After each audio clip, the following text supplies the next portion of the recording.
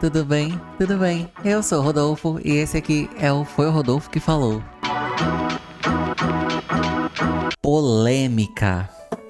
Vocês viram aquela chefe que viralizou no TikTok fazendo dancinha? Muito que bem. Ela chama Rebeca e ela viralizou com um vídeo dançando Feiticeira. É do Pedro Sampaio? Não sei, é aquela Sem querer me enfeitiçei. Essa música. E aí viralizou uma chefe no TikTok com os dizeres assim, né? Escrito assim lá no vídeo viralizado. Ainda não sei como te explicar que ela é a dona da empresa. E a partir disso, viralizou a empresa, viralizou a chefe, viralizou os funcionários, porque a empresa eles dançam muito o dia inteiro. É uma empresa muito divertida. É o que é meu pavor. Eu não gosto nem de trabalhar presencial, muito menos com barulho. Já que eu vou trabalhar, eu vou trabalhar. Eu não quero ficar dançando funk e feiticeira faz feitiço, não é? Pois muito que bem. Aí, vocês vão entender melhor conforme eu for mostrando. Eu só tô fazendo uma introdução, tá? E entretenimento. E aí, descobriram não, né? Essa empresa é uma imobiliária, a Midra. E aí tá borbulhando notícias sobre a Midra. Como a Midra ganha dinheiro, da onde a Midra surgiu e tudo isso. E nós vamos investigar isso agora. Gente, a gente vai falar tão sério hoje. Ah, não, o assunto hoje é sério, hein? O assunto é sério. Mas vamos começar vendo o vídeo que viralizastes? Vamos. Começou com esse daqui, ó. Ai, sem querer me enfeitiçei. Não vou deixar a música porque, enfim, né, dá copyright. Então só deixei um pouquinho. Então esse vídeo viralizou. E Rebeca Romeira chama, né, a chefe. E aí tá escrito assim, ó. Ainda não sei como explicar que essa é a dona da empresa. Hashtag chefe, hashtag trabalho, hashtag feiticeira, hashtag viral vídeo, hashtag funk. E aí tem comentários. Deixa eu só arrastar um pouquinho aqui a tela. Pra gente pegar... Aí... Pronto. Pra gente pegar os comentários, né, inteiro. Se ela for humilde assim, da mesma maneira que se mostra em frente às câmeras, é uma mulher incrível, comentou Cidinha Landim. A Georgia Reis comentou, adoro gente bem-humorada, é isso aí, Rebeca Romeira. Aí vem um Ricardo Romano. Tem algo muito estranho, energia estranha, memórias que me remetem a habitações de interesse social sendo exploradas, mas deve ser só coisa da minha cabeça. E é nesse buraco que a gente vai se enfiar hoje. Habitação de interesse social, HIS, da Prefeitura da cidade de São Paulo. E aí a gente vai para uma investigação, ok? Mas antes da gente ir para a investigação para saber o que a Midra faz, como a Midra ganha dinheiro e por que a Midra é tão alegre, é uma empresa tão alegre, nós vamos ver a história da Rebeca Romeira. Vamos ver o que ela faz, a Rebeca. Ela vai contar a história de vida dela, tá? Mas vamos só voltar esse vídeo porque eu acho ele bom. Foi esse primeiro vídeo que eu vi dela, tá? E aí eu falei, nossa, que legal, mas tem algo estranho. Sem saber de nada, gente, sem saber de nada. Falei, nossa... Primeiro que eu surtaria trabalhando numa empresa assim. Enfim, barulhos. Mas... Esse comentário, eita, como é divertida. É a Valéria Almeida. Ai, gente, bom. Já disserto mais sobre empresas com barulho. E sobre a habitação de interesse social, que é o que vamos falar aqui hoje. Mas vamos ver mais vídeos dela. Isso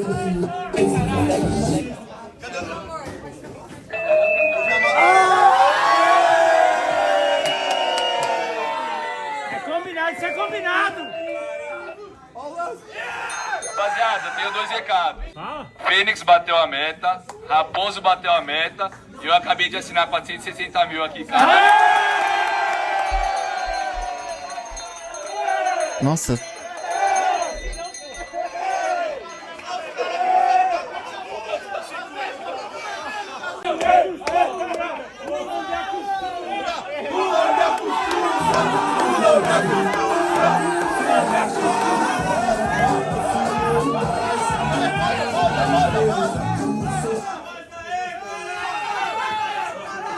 Já tô no lance, hein?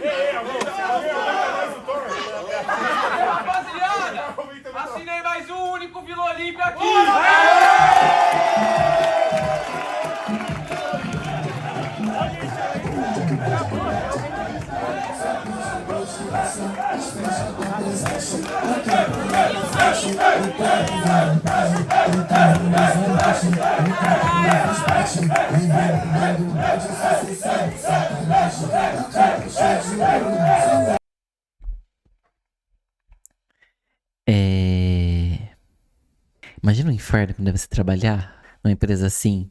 Eu sinto como se todo ele já tivesse subido o morro com legendários, sabe? Eles passam uma vibe, de que vai subir um morro. Olha, tudo... Gente... E aí os donos da empresa é essa Rebeca Romeira e o marido dela. Rapaziada, tenho 2 recados. Fênix bateu a meta. Ah, tá. Voltou do começo. Quem não gosta dessa bagunça, imagina o quão insuportável deve ser trabalhares numa empresa assim, vibes legendários. Ai, gente, eles devem fazer um culto no fim do ano, subir no morro. Só pode. Olha, quanto homem abraçado. Agora, o que precisamos falar é que Rebeca é muito bonita. Rebeca é uma deusa maravilhosa. Um beijo, Rebeca. Mas vamos ver a história dela. Eu vi que tem um vídeo, chegou aqui na minha For You do TikTok. Um vídeo dela contando a história dela. Vamos ver. No apartamento do marido dela e dela, porque eu acho que ela descobriu uma traição. Vim contar a minha história a vocês. Então vai ser a maquiagem de sempre, mas hoje num banheiro diferente, mais glamuroso, aqui no Fazano. Muitas pessoas, 5 gato pingado, me perguntam, mas como você começou, de onde você vem, Então contarei a vocês. Então, gente, eu fui criada numa família pobre. Não dá nem pra falar de poder aquisitivo baixo. Não, a família pobre, sabe? A minha família, ela foi criada na roça. Minha mãe trabalhou na roça há muitos anos. E ela veio a São Paulo em busca de um trabalho, de uma oportunidade de vida, enfim. Toda essa história. E aí, eu me lembro, assim, da minha infância ser muito simples, sabe? Só pausar aqui rapidinho pra gente ler esse comentário que destacou-se aqui para mim. Não sei em que ano você morou no CDHU, mas eu morri no mesmo lugar que você. Minha mãe ainda mora. Jardim Paulista, perto do Mercado Japão. Aí a resposta, meus pêsames. Acho que a pessoa foi... A Karine, acho que ela foi escrever. Mas eu morei no mesmo lugar que você. Minha mãe ainda mora. Mas o corretor mudou pra morri. Mas eu morri no mesmo lugar que você. Minha mãe ainda morra. O comentário, meus pêsames. Eu não sei se o meus pêsames foi pelo morri e veio um bot automático, ou foi por morar no Jardim Paulista, perto do Mercado Japão. O que eu não conheço, eu não sei julgares. Tá bom? Um beijo para todo mundo do Jardim Paulista, perto do Mercado Japão. Mas vamos continuar vendo a história da Rebeca Romeira. Ai, gente, é 10 minutos, eu não vou ver isso aqui não. Marca. O tênis que eu me lembro, assim, de ter usado muito, assim, tem com como muito acelerar? gosto, era o Mary Jane. Você é dessa Calma. época? Ele parecia um All-Star, mas a marca era Mary Jane. E eu usava muito esse tênis, um roxinho. Mas eu me lembro, assim, que na escola, eu me lembro das meninas chegando com tênis novo. E eu nem ousava ficar pedindo pra minha mãe, gente, porque eu sabia que minha mãe não tinha condição pra ficar comprando, sabe? Por exemplo, para comprar roupa para mim era um evento no fim do ano. Nós íamos ao calçadão de Osasco e aí tinha aquelas bancadas assim, sabe? Daquelas peças que você ficava vasculhando. Eu vou deixar mudo porque a gente não vai ver esse vídeo inteiro não, gente. Ai, 10 minutos de vídeo, sabe? Com a história dela. Nada contra a sua história, Rebeca. Eu acho que vai ser uma história muito bonita. Mas tempo é dinheiro. Time is money. Money is time. I don't know. Eu vou pular. Eu vou direto pra parte que interessa, que é a parte da fofoca. Mas, enquanto ela fala aqui, eu vou ler mais alguns comentários, ó. Então, tem esse comentário aqui, ó. Na época do CDHU, minha tia Maria cuidava de você. E eu era adolescentezinha. Minha tia mandava eu te olhar e ela me dava uns trocados para me influenciar. Você me chamava de babar. Eu achava fofa. Desde pequena você tem o mesmo jeitinho, uma querida. Sempre imaginei que você iria longe. E aí, por que eu estou lendo esse comentário? É porque tem mais gente que conhece a Rebeca desde pequena. Olha, Rebeca, eu sempre te achei muito familiar. Estudamos na mesma escola, fizemos o mesmo curso. Ou seja, Ó, a CCR, pessoa, não CCR Estradas. Eu me lembro da sua gravidez também. Eu me lembro da sua gravidez e também de quando seu pai levava o seu filho para você amamentá-lo. Eu achava o Anthony tão lindo, era um bebê Johnson. Que linda sua história. Trabalhei na sua equipe da Rinode. Ah. Isso explica talvez muita coisa de como a Midra trabalha hoje, será? Curioso. Curioso. Olha, Rose Soares comentou. Tô aqui emocionada agora, lembrando do momento que sua mãe me ligou para contar da sua gravidez, Becca. Gente, que filme passa agora na cabeça? Deus cuidou de tudo, realmente cada detalhe. A Giovana, eu me lembro perfeitamente do seu pai levando o Anthony pra você. Eu fico admirada e feliz de ver o quão forte e poderosa você se tornou. Lembro de você da época da escola. Você é sempre linda e humilde. Sim, vocês moravam nos predinhos. Enfim, gente. Todo mundo aqui conhece ela. Olha isso. Olha isso. Muita gente conhece a Rebeca da Midra. Enfim. A história dela aparentemente é muito triste, né? E pelo que tá todo mundo comentando aqui, quem conhece ela e tal. Mas não vamos ver isso. Vamos para a fofoca? Que é o que vocês estão aqui esperando, não é mesmo? É mesmo. Eu, pelo menos, estou, porque eu vi o vídeo que era fofoca e eu não terminei de ver o vídeo inteiro. Porque eu deixei pra assistir eles com vocês. Tá? Então vamos ver. O que essa empresa vende? O que essa empresa vende? Oi, pessoal, eu sou o Rafa, falo sobre comunicação e o mundinho da comunicação por aqui. Pessoal, vocês certamente já devem ter topado com um desses vídeos da CEO legalzona da Midra. A questão é, o que a Midra vende? O que a Midra é? Eu também não sabia até bem pouco tempo atrás, mas olhando as redes sociais... Eu tô vendo que o áudio dele tá com um pouco de delay, né? Mas tá aqui também, tá bom? Não é a edição do meu vídeo, não sou eu, tá? É o áudio dele mesmo. Então, só avisando. Tá me incomodando um pouco, mas é porque eu tenho toque. Mas vamos continuar assistindo. Não é tanto assim, dá pra gente assistir. Esses são 5 minutos de vídeo. Como é fofoca, a gente vai assistir a fofoca inteira. Vem com o Rodolfo! Bora continuar. Da própria empresa, vamos ver juntos, inclusive, eu descobri. É uma imobiliária mais hypada e disruptiva do Brasil. Eles têm aqui mais de 420 mil seguidores no TikTok, mais de 16 milhões de likes também, vídeos com milhões de visualizações. Só que olhando só para os conteúdos que pingam nas redes sociais, você não sabe do que se trata a empresa. Você sabe que tem um monte de gente dançando, você sabe que tem uma chefe que aparentemente é muito legal, você sabe que é um escritório com um monte de gente jovem que dança funk e canta funk o tempo todo, mas mais do que isso, você não sabe. E aí, como eu não conhecia a Midra, eu fui dar uma pesquisada no Google e eu descobri o seguinte, matéria do G1 do ano passado, de novembro do ano passado. Vem aí, hein, galera. Agora é a hora. Agora é a hora. Fica vendo, fica vendo, fica vendo. O que a Midra faz? A Midra, como ele falou, é uma imobiliária. Então toda aquela algazarra que a gente viu nos vídeos é dentro de uma imobiliária paulistana. Falando o seguinte, CPI em São Paulo aprova quebra de sigilos de empresário que ensinava investidores a lucrarem com imóveis destinados a baixa renda. Gustavo Neri, CEO da imobiliária Midra, foi flagrado em vídeos demonstrando como burlar as regras da prefeitura. A defesa dele não foi localizada. E aí o Gustavo Neri, ele é marido da Rebeca Romeira, a chefe descoladona do TikTok. Ele é marido dela. Então eles são chefes. Ele e ela são CEOs. CEOs. Vamos continuar vendo o vídeo.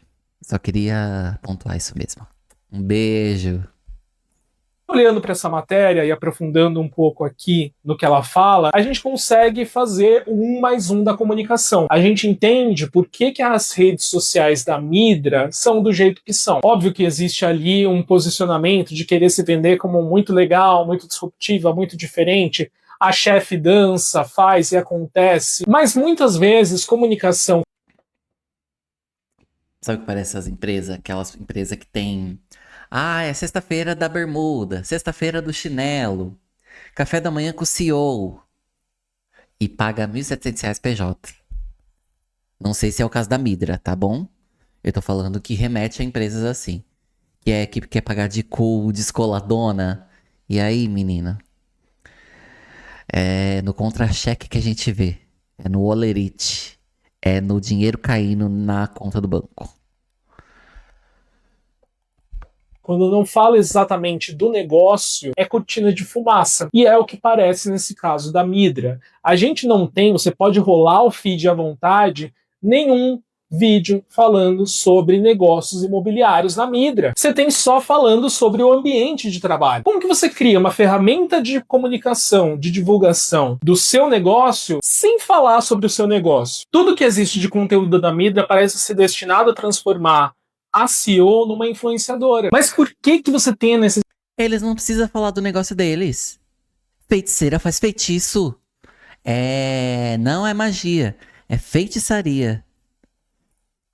De mostrar que o ambiente é tão descontraído, tão legal, tão diferente, sendo que isso não é o core business do seu negócio. Porque esse é um discurso que cola, é um discurso que encanta, e é um discurso que disfarça quaisquer outras imperfeições. Dane-se qual que é o trabalho que a Midra realiza, o importante é que é legal trabalhar lá, olha como a chefe é engraçada, olha como os funcionários estão felizes, olha como tem chopp, tem funk, tem música alta o tempo todo. O que se quer trabalhar é o sentimento de pertencimento, o FOMO, praticamente. Puta, eu preciso fazer parte disso daqui. E aí são duas frentes. A primeira delas eu gosto de chamar de métrica de vaidade. Você não passa nenhuma mensagem aqui sobre o negócio. E o segundo ponto é você criar realmente essa vontade nas pessoas para que elas trabalhem sem perceber. Para que elas trabalhem.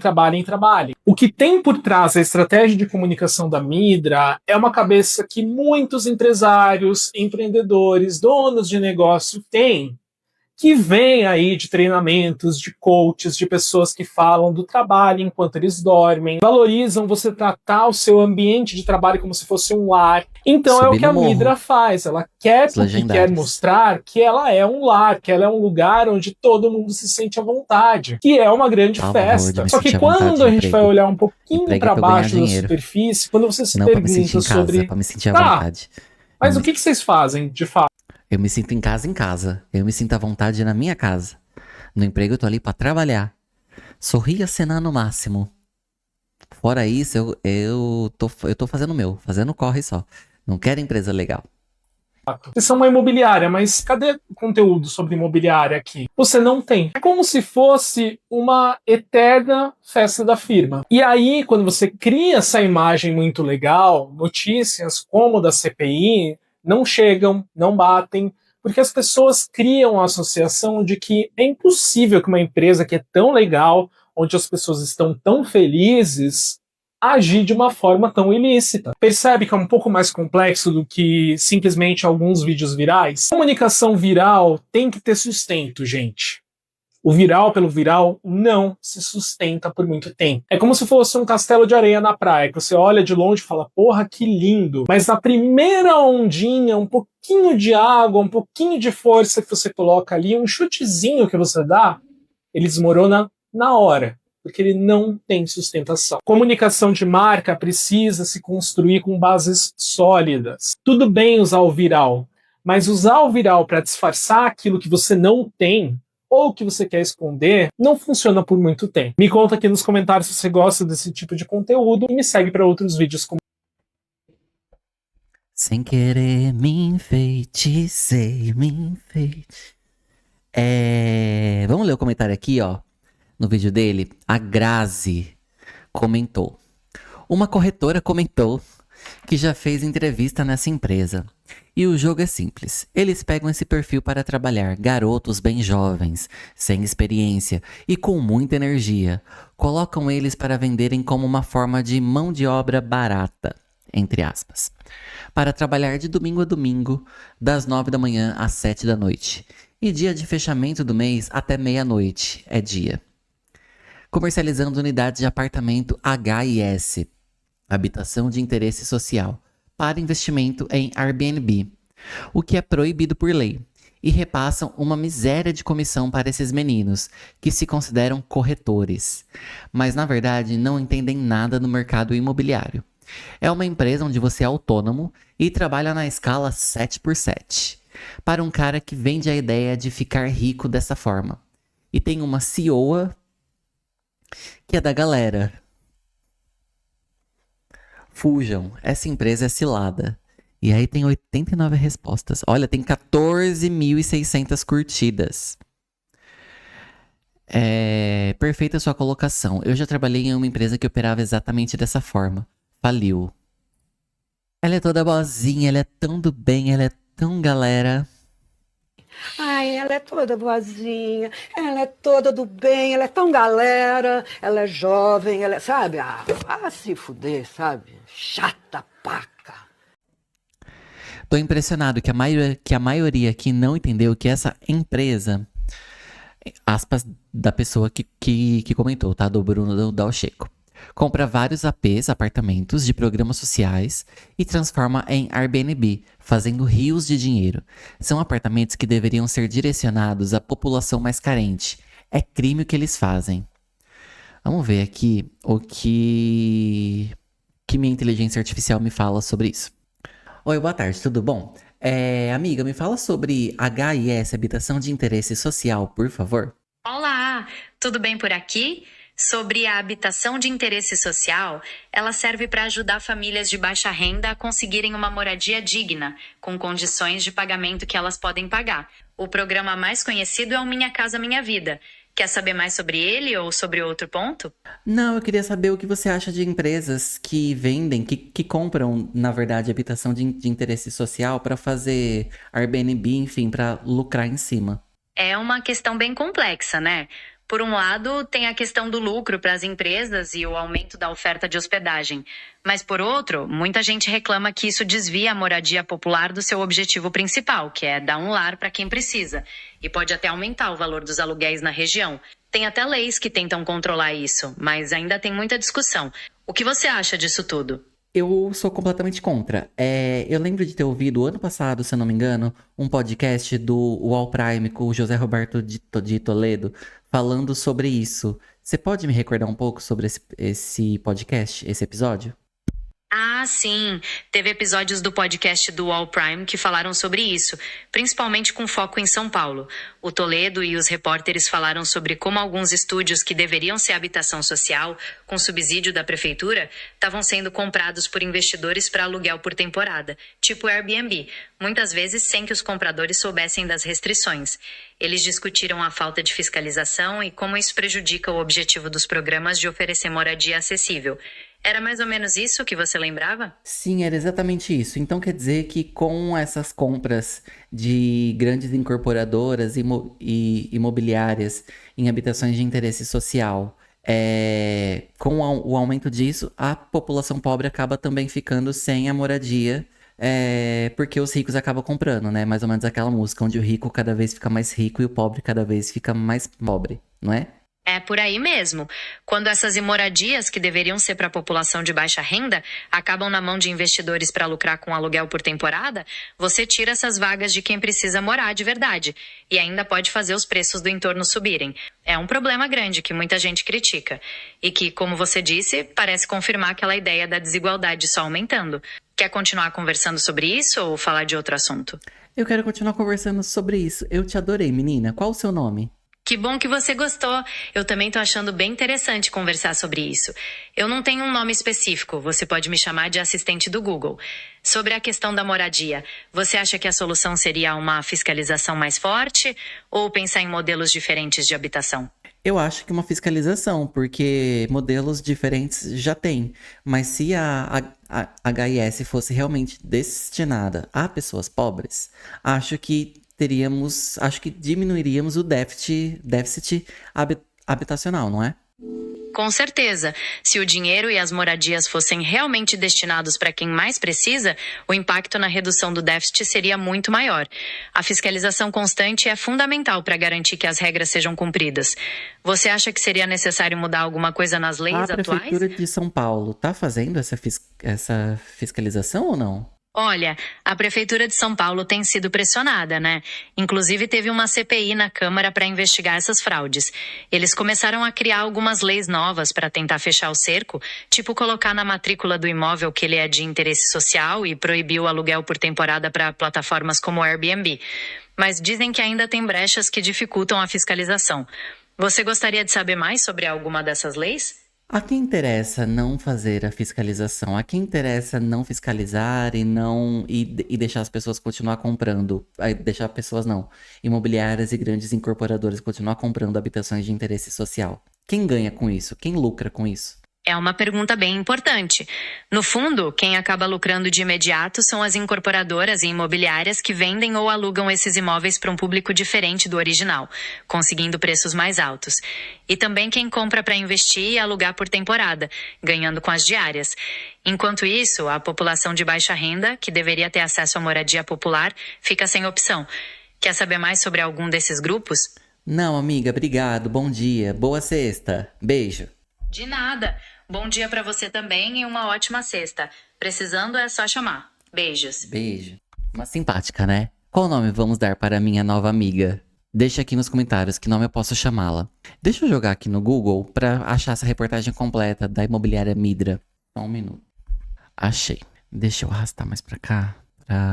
Opa. Karma. Achei. Deixa eu só arrastar pra cá o negócio pra não ficar em cima, né? Deixa aqui no G1 pra saber a fonte. Aí.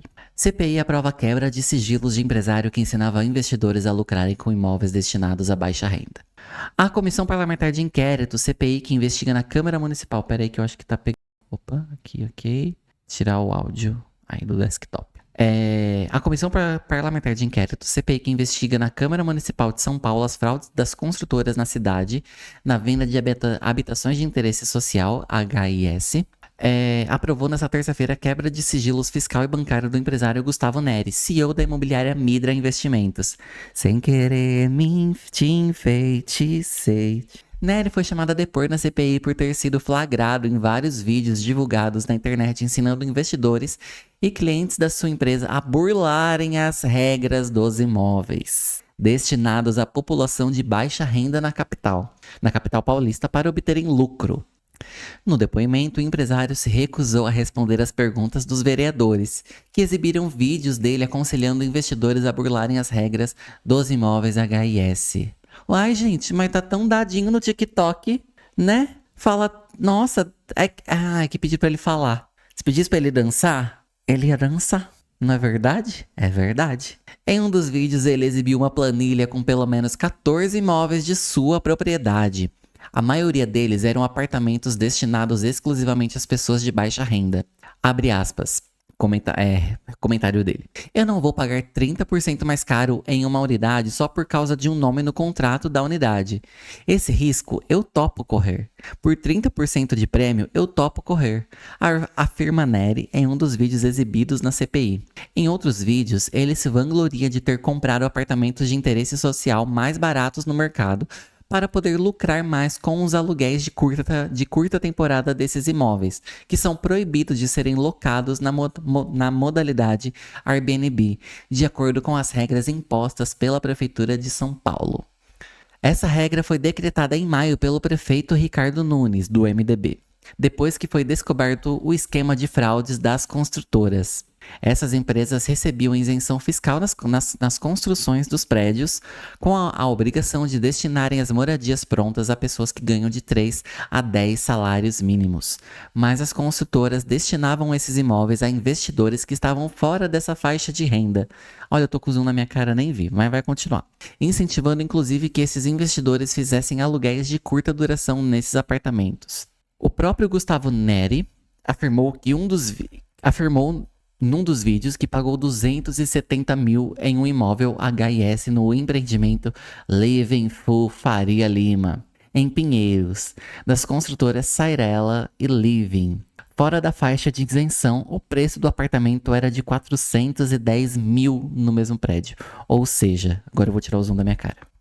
O Gustavo pagou 270 mil num apartamento, num imóvel, na Faria Lima, entrando nessa HIS, Habitação de Interesse Social, enquanto o imóvel, para quem não é de interesse social, não tá na faixa de renda lá da galera mais pobre, custa 410 mil. Ou seja, só nessa ele lucrou 140 mil reais num único imóvel. Compra R2V, apartamento padrão, é ruim em São Paulo? Na minha estratégia é, a não ser que seja no mesmo preço do HIS, que seja competitivo. Eu não vou pagar 30% mais caro em uma unidade só por causa do nome de um contrato, só por conta de um nome no contrato da unidade, HIS. Esse risco eu topo correr. Por 30% de prêmio, eu topo correr. Aí quando chamaram ele para CPI, ele falou que vou exercer o meu direito de permanecer em silêncio. É, gente, complicado, né? Muito grande a matéria, não vou continuar lendo. Nossa, é muito grande mesmo. Mas, como eu falei, tava conversando aqui com a minha amiga inteligência artificial do Google. Tem um podcast do All Prime, do José Roberto de Toledo, em que eles falam sobre isso. Deixa eu ver aqui. O All Prime. Aqui, ó. É recente até. Tem mais de um, ó. Mas esse daqui, ó, tem 21 minutos. Eu vou deixar no mudo. Mas, Aqui. Calma aí, gente, tô me ajustando aqui. Ó, como construtoras driblam regras para vender imóveis que ficam no papel. Um dos podcasts, esse é um dos que falam disso, mas não foi esse que eu ouvi. Deixa eu ver. Não é esse. É o... Aqui, ó. É esse aqui que eu ouvi ano passado. Como microapartamentos viraram negócio de luxo em São Paulo. Podcast All Prime, número 44. Depois vocês colocam lá no YouTube pra vocês ouvirem. Eu não sei se ele tem vídeo, deixa eu ver. Ele é só áudio mesmo. Mas é no podcast do All Prime com José Roberto de Toledo. E aí fala, os microapartamentos em São Paulo, originalmente planejados para atender famílias de baixa renda, se tornaram uma oportunidade de lucro para investidores. Neste episódio do All Prime, José Roberto de Toledo conversa com a repórter Adriana Ferraz sobre como a falta de fiscalização e transparência na venda desses imóveis permitiu que muitos estúdios subsidiados pela Prefeitura de São Paulo fossem adquiridos por compradores que desconheciam seu caráter social. Desconheciam. Ai, gente, enfim... Ouçam lá. Ó, esse vídeo já tá com 35 minutos de material bruto. Muita coisa, né? Mas é isso. Feiticeira faz feitiço. Sem querer, te enfeiticei e comprei um imóvel que não deveria estar comprando. Como ela é legal, hein, gente? Falei que a gente ia chegar no buraco fundo aqui nesse conteúdo de hoje. E chegamos. Começamos como? Uma dancinha do TikTok. Feiticeira faz feitiço. E paramos no como grandes incorporadoras imobiliárias estão burlando leis da cidade de São Paulo para comprar imóveis de interesse social, habitações de interesse social, pagando muito mais barato e botando para alugar no Airbnb ou revendendo num preço muito mais alto. É isso. Gostaram? Temos do vídeo de hoje? Temos, hein? Sem querer te enfei. Chega, gente. Um beijo, curte, comenta, compartilha, se inscreva nesse canal, me segue lá no Instagram se você ainda não me segue, @RodolfoDizeró, e a gente se vê no próximo vídeo. É isso? É isso. Então, beijo. Tchau.